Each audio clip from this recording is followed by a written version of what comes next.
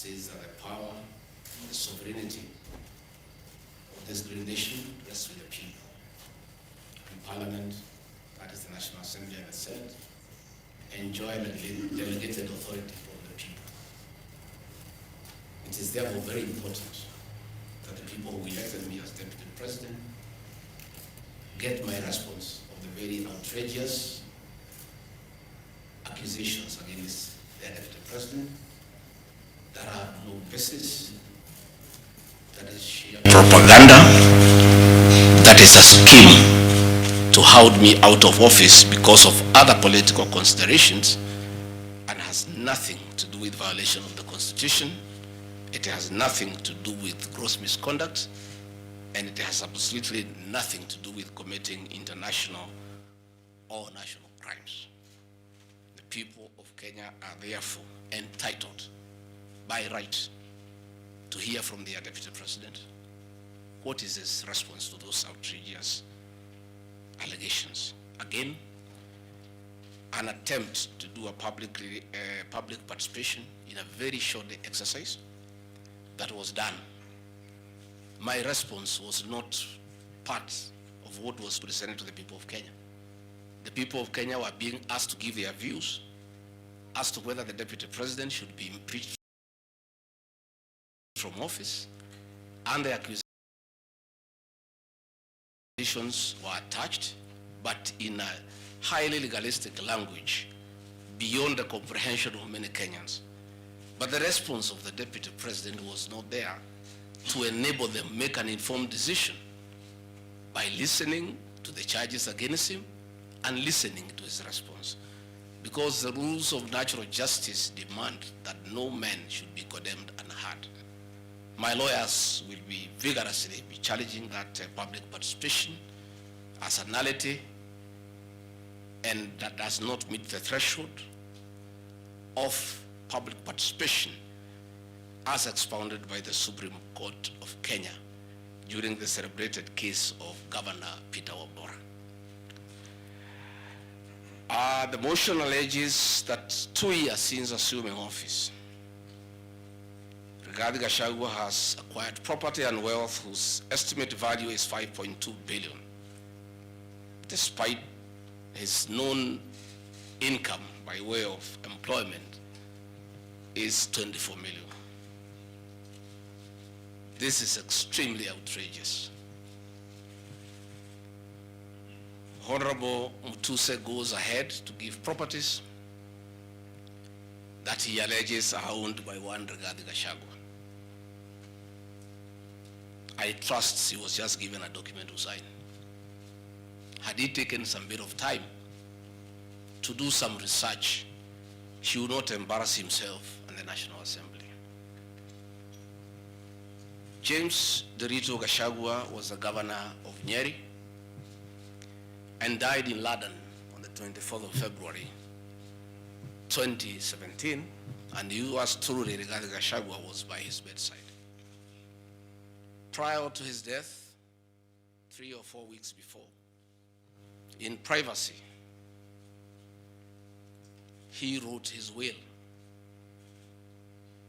and appointed Rigathi Gachagua as an executor of that will, jointly with Mwai Mathenge, his close time buddy, who is a quantities affair, and celebrated lawyer Njoroge Regeru. The three of us were tasked to manage his estate. In the will, you'll be given a copy. He did put his properties and assets and cash and anything that he owned in this world. And among the things that he did put was the Olive Garden Hotel, the Vipingo Beach Resort, the Queen's Gate apartment, and Langata high-rise flats. It is these 4 properties that the Honorable Mutuse alleges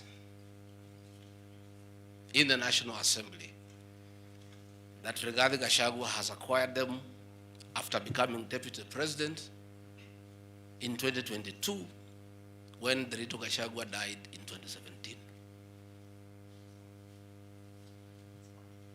It is the most embarrassing allegation a member of parliament can table before the National Assembly.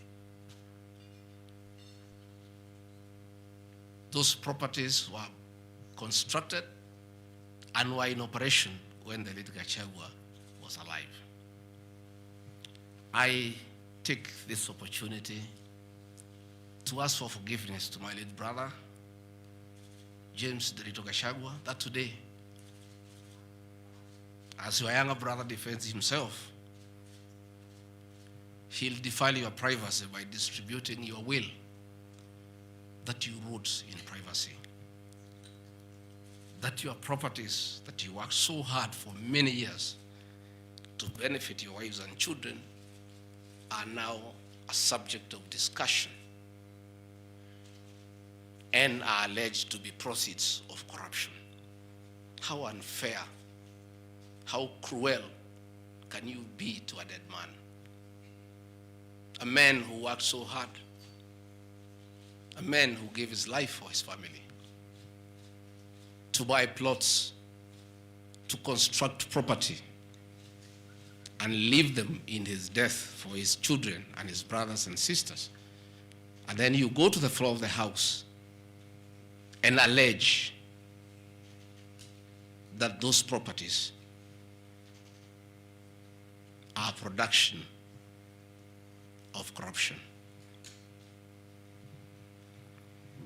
My dear brother, rest in peace and forgive me for having joined politics.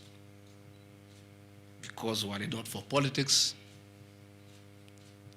you would not suffer this shame.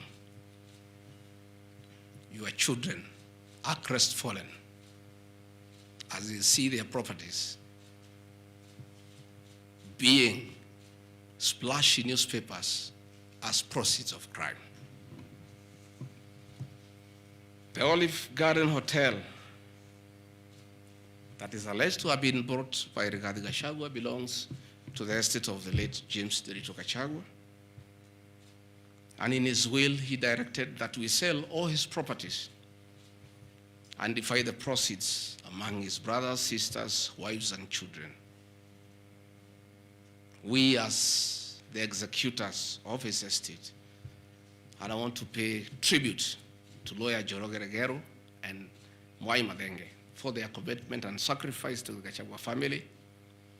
Many executors who have been given properties to run by deceased people end up misusing them and depriving the beneficiaries.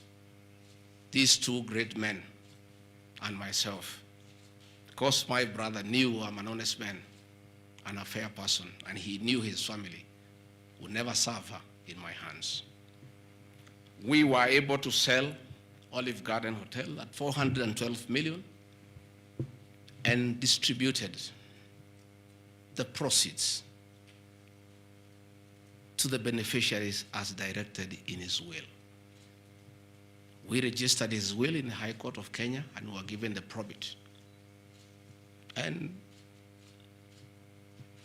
my late brother, in his wisdom, left Rigathi Gachagua 5% of his wealth. I was therefore able to get 20 million shillings from this sale. That is money that is in my account, that again I'm told they are proceeds of crime. He left my mother 5% of his wealth, another 20 million shillings. And since my mother is dead, my late brother, because he trusted me, had put in his will that I hold my mother's shares in trust. So that is another 20 million shillings in my account. Again,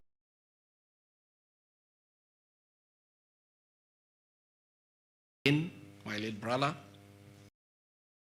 left me another 4% hold in trust of the children who is deceased, the late Dr. Friend Wachira Gachagua, whose children are in South Africa. And another 16 million shillings was put in my account. My late brother gave 2% to my wife, Pastor Dorcas, because of our kindness of looking after him when he was ill. All this money that has come to me from a dead brother, I'm being told are proceeds of crime.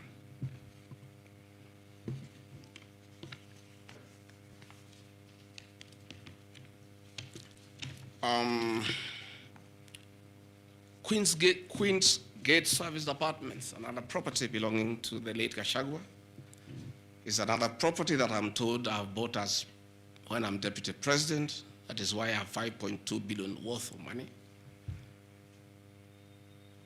And this property, again, we sold the Cooperative Bank of Kenya